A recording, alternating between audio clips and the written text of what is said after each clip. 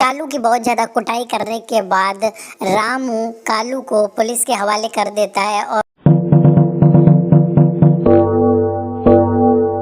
एक गांव में रामू और सीता नाम के दो पति पत्नी रहते थे। उनके दो बेटे थे, वो बहुत ही स्वभाव के अच्छे थे और हंसी खुशी से अपना गुजारा करते थे।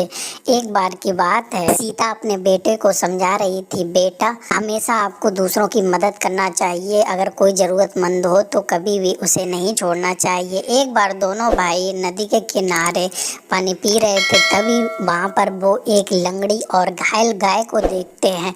वो उस गाय को हाँक कर अपने घर पर ले आते हैं। तो उनके मम्मी पापा पूछते हैं, बेटा आप इस गाय को क्यों लेके आए?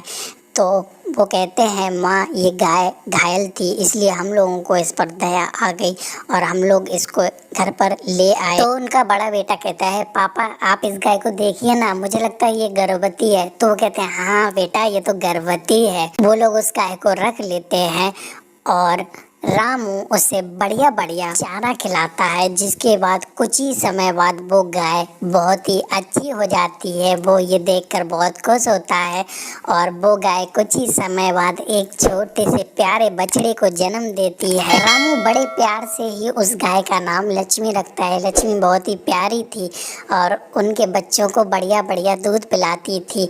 एक बार की बात है, लक्ष्मी का असली मालिक कालू कौवा रामू के घर पर आता है और उससे कहता है, ये गाय मेरी है, मुझे वापस कर दो, चाहो तो तुम इस बछड़े को रख सकते हो। रामू कहता है, मैं तुम्हें ये गाय नहीं दे सकता। जब ये गाय लंगड़ी थी, बूढ़ी थी और घायल थी, तब तो तुमने इस पर कोई ध्यान नहीं दिया। जब ये अच्छी हो गई तो ये तुम्हारी गाय हो गई, बिल्कुल भी तुम्हें ये गाय नहीं मिलेगी। तो उसके बाद रामू उसे डपट कर डांट कर भगा देता है। तो कालू उदास मन से वहां से चला जाता है, लेकिन वो उस गाय का ख्याल मन से नहीं निकालता है। वो कैसे भी करके उस गाय को हत्याना चाहता था, इसलिए कालू एक दिन रात को जाता है और रस्सी से बांधकर लक्ष्मी को खींचने लगता है। लक्ष्मी उसके साथ बिल्कुल भी नहीं जाना चाहती थी, क्योंकि कालू उसे बहुत मारता पीटता था। और जैसे ही कालू उसे रस्सी से बांधकर खींचने लगता है, लक्ष्मी चिल्लाने लगती है। उसका शोर सुनकर रामू उठ जाता है।